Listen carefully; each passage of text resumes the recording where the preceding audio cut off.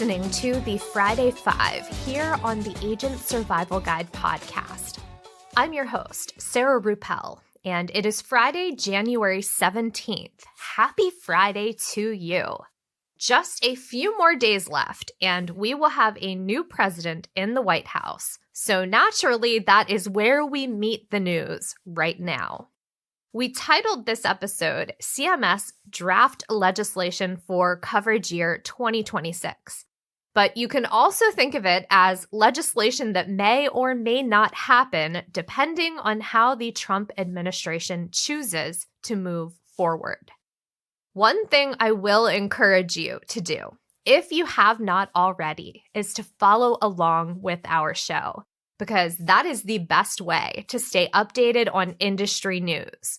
When the administration changes, we tend to see some regulatory shifts in addition to who is running the show. So if you like staying updated on all of this pending legislation, but you don't have the time or you don't want to hit refresh on the CMS website like you're booking the hottest concert ticket of the summer, follow along with our show. We are happy to take on that responsibility and then report back here on what's happening. All right, before we dive into all of that pending CMS legislation, we're going to start with another piece of pending social media legislation. Coming in at number 5 this week, let's talk a little bit about the potential ban of TikTok and what that means should the ban actually go through on Sunday, January 19th. So far, at the time of recording, no news on the Supreme Court decision to either ban or not ban TikTok. This all started back in August 2020, when then President Trump floated the idea of not a ban, but the sale of operations in America to an American-owned company. Then on April 24th, 2024, President Biden signed a bill calling for the ban or sale of TikTok by January 19th. Next came the lawsuits, with TikTok and ByteDance suing the United States in May of 2024, and a countersuit from the Federal Trade Commission and Department of Justice in August 2024. On December 6, 2024, the U.S. Court of Appeals decided that the TikTok law was constitutional. On December 27th, President-elect Trump asked the Supreme Court to push the ban back until he was in office. And then last Friday, on January 10th, the Supreme Court held a hearing, and the takeaway from that hearing seems to be that the ban will be upheld. But that is where we are currently at. We are waiting to hear more from the Supreme Court, and there are just a few days until the ban is set to take place. So, what will happen on Sunday, January 19th? Well, there has been a lot of speculation. According to the way the law is written, the ban is really on new downloads, meaning that should ByteDance adhere to the letter of the law, app stores might remove TikTok from being downloaded, but it would still exist on devices that it had already been downloaded to. From there, it would take some time before a lack of updates truly breaks the app, stopping it from working. But on Wednesday this week, Reuters published an article suggesting that TikTok would completely shut the app down in the United States. Specifically, quote, people attempting to open the app will see a pop-up message directing them to a website with information about the ban, end quote. The uncertainty around the ban has caused some users to seek out TikTok alternatives, resulting in some interesting apps topping the charts. If you ask me what a natural replacement for TikTok is, I would say either YouTube Shorts or Instagram Reels. Neither are an apple-to-apple replacement, but they're in the neighborhood, more like apple to pear. But interestingly, users are seeking out another social media platform from ByteDance that was not named in the lawsuit, Lemonade, which is similar to TikTok with dashes of Instagram and Pinterest thrown in. This was the earliest replacement I remember seeing suggested, and while it's not TikTok, it is definitely owned by the same company that owns TikTok. And then the more recent option is a platform that is not owned by ByteDance, but is owned by another Chinese company, the social media platform Xiaohongshu, or RedNote in English. And apologies if I butchered that pronunciation. Users seem to be flocking to RedNote in defiance of the spirit of the TikTok ban legislation, deliberately seeking out another Chinese-owned app to really press the issue. RedNote has also been described as a mix of TikTok, Instagram, and Pinterest with a splash of Discord thrown in because the app does have chat rooms. Probably the most interesting thing about the app's rise in popularity is that it does not support translation to English. And then the most wholesome thing about it, American users have been helping Chinese students with their English homework. And when I think of the early days of the internet, well, that is what the whole idea of community was about. TikTok users are also flocking to Snapchat, Twitch, Clapper, Triller, and Zigazoo. 2 of those I have heard of, 3 I have not. We will keep an eye out for TikTok developments, and I can pretty confidently say that we will be touching back in on this topic in next week's episode. Moving on to number 4 on our list, the Centers for Medicare and Medicaid Services, our friends at CMS, released 2 important pieces of draft regulation on Friday last week. That's what we'll be talking about for the remainder of the episode. Starting out with the Draft Coverage Year 2026 Part D Redesign Program Instructions. Now, this document was only 36 pages long, but it contains quite a bit of information. It has instructions for Part D plan sponsors, some of which are important for agents to know. Starting out with Part D cost sharing. Couple of updates here. For coverage year 2026, the annual Part D deductible will increase from $590 to $615. Part D beneficiaries pay 100% of the deductible, $615, before moving into their Part D plan's initial coverage phase.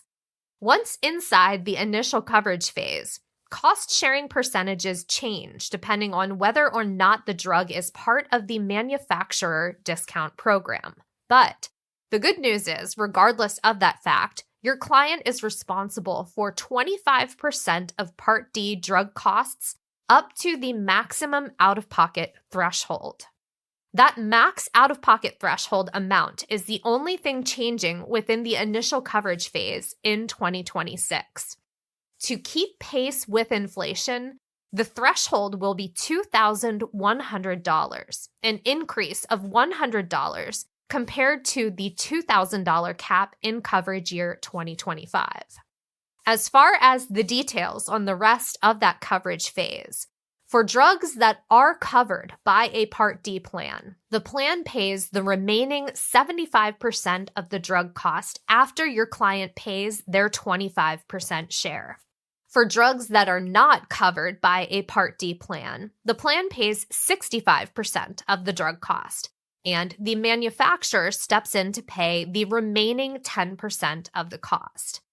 If you're like me and you look at the CMS table on cost sharing and it takes a little while to orient yourself, here's my explainer on applicable and non-applicable drugs. Drugs that are covered by a Part D plan are referred to as non-applicable drugs because the manufacturer discount program does not apply to them. Drugs that are not covered by a Part D plan are referred to as applicable drugs because the manufacturer discount program does apply to them. After meeting the $2,100 threshold of the initial coverage phase, a beneficiary moves directly into catastrophic coverage. In this phase, they do not pay for Part D drugs, whether or not their Part D plan covers them. if an enrollee's Part D plan covers the drugs, the plan assumes responsibility for 60% of the cost in the catastrophic coverage phase, while Medicare picks up the tab for the other 40%. If the Part D plan does not cover the drug, the plan still pays 60%. Medicare drops their payment down to 20%, and then the drug manufacturer adds the remaining 20% of the cost. Next up, at number 3, let's talk about successor regulation rules, because this was a fun little rabbit hole. Successor regulation refers to how Part D plans can change their drug formularies to either include or not include drugs. According to CMS, that regulation has been, quote, revised to provide for the substitution of additional types of products, end quote. That's a bit vague, so I had to dig into the draft program instructions where CMS further clarifies that the old version of the regulation, quote, permitted immediate substitutions of brand name drugs with newly available, therapeutically equivalent generic drugs, end quote. The revised version calls for the inclusion of, quote, 28 immediate substitutions of reference products with newly available interchangeable biological products, end quote.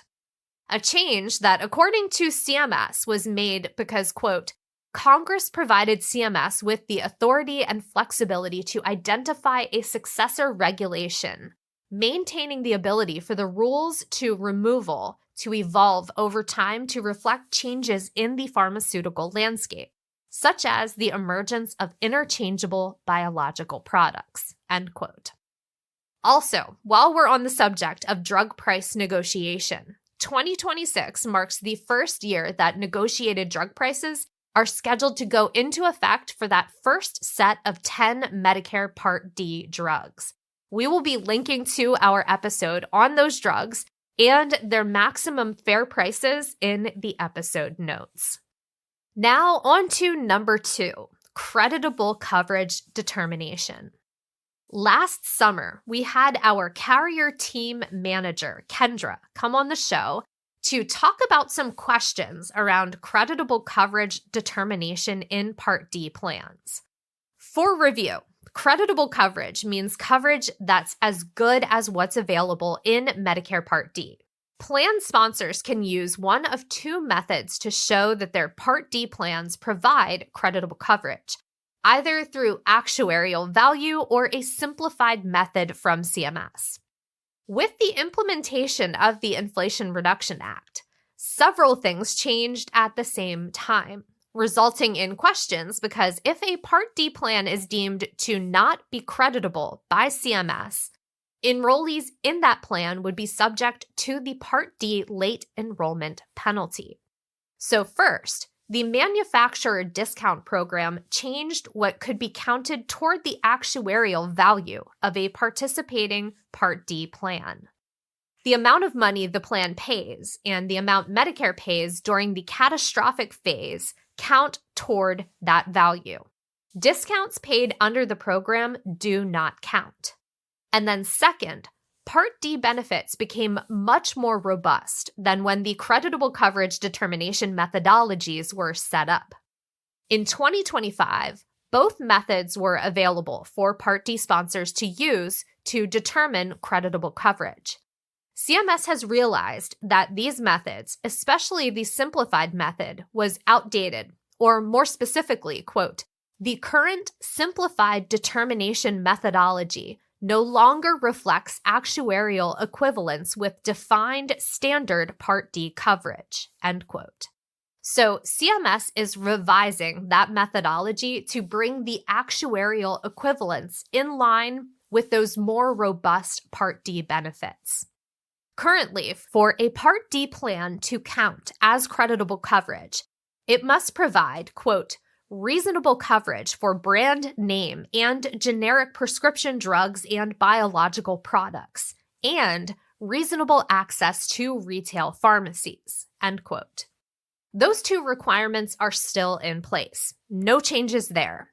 But the third requirement currently states that for a Part D plan to count as creditable coverage, it must pay an average of 60% of participant drug expenses. In coverage year 2026, that threshold will increase, requiring Part D plans cover an average of 72% of participant drug expenses. That is a 20% increase in cost responsibility. Again, I want to mention these are just 3 main changes outlined in the draft version of the coverage year 2026 Part D redesign program instructions. Comments are open on this draft until 11:59 p.m. Eastern Time on Monday, February 10th. The final version of the program instructions is due out on or before Monday, April 7th. And now, coming in at number 1 this week, the other piece of draft legislation from CMS, also released last Friday. The coverage year 2026 advance notice of methodological changes for Medicare Advantage capitation rates and Part C and Part D payment policies. CMS releases some important information in this notice, collects comments for 30 days, and then publishes the final rate announcement around 2 months after the comment period closes. This year, comments will be accepted also through 11:59 p.m. Eastern Time on Monday, February 10th. And then the final coverage year 2026 rate announcement should be published prior to Monday, April 7th. CMS reported an effective growth rate of 5.93% for coverage year 2026. That's up over twice the amount of last year's effective growth rate, which at the time of the advance notice was 2.44%, and later revised to 2.3% in the final 2025 rate announcement. Star ratings are down 0.69% in the 2026 advance notice. That's compared to a decrease of just 0.15% in last year's report. And we did see quite a bit of action around star ratings last year, with lawsuits that resulted in CMS recalculating star ratings and publishing a revision in October 2024. Moving on to the risk model revision and fee-for-service normalization. For coverage year 2026, CMS is estimating a negative 3.01% change, reflecting the full 100% implementation of the switch from ICD-9 to the ICD-10 classification system. In the advance notice for coverage year 2025, that was estimated at a negative 2.45% change, with a planned 67% implementation of the newer ICD-10 classification system. In the 2026 advance notice, CMS mentions that they ended up implementing that new classification system at 52% rather than 67%, yet they do still plan on going for the full changeover this year. Last but not least, let's take a look at the Medicare Advantage risk score trend, which CMS has at 2.1% for the 2026 coverage year. When we take all of those numbers into account, CMS has reported that for the 2026 coverage year, we'll see a 4.33% average change in revenue. That final estimate is also up from last year's estimate of 3.7% increase in revenue. Now, a couple things that I do want to mention again here. First, both of these pieces from CMS are proposed legislation. We are currently in the comment period. The numbers are not final, so these numbers could change between now and the final rate announcement in April. Also, keep in mind that these numbers were put together by the outgoing administration, and things could likely change when the new administration comes in and they start implementing their policies.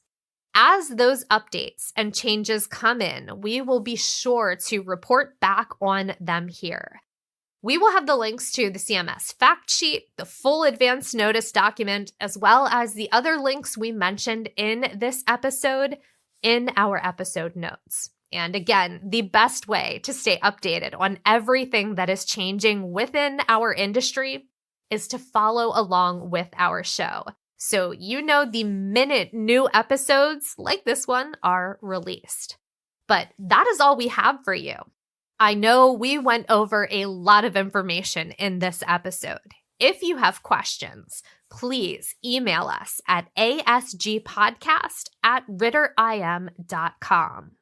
I hope you have a great weekend. Stay healthy and stay safe out there. And we will see you next week. The Agent Survival Guide podcast is a production of Ritter Insurance Marketing, an integrity company. This episode was written and produced by me, Sarah Ruppel. Script editing and fact check by Tina Lamoureux. Podcast design by Urban Rivera. Artwork by Vivian Zhao. Follow along with us wherever you like to listen.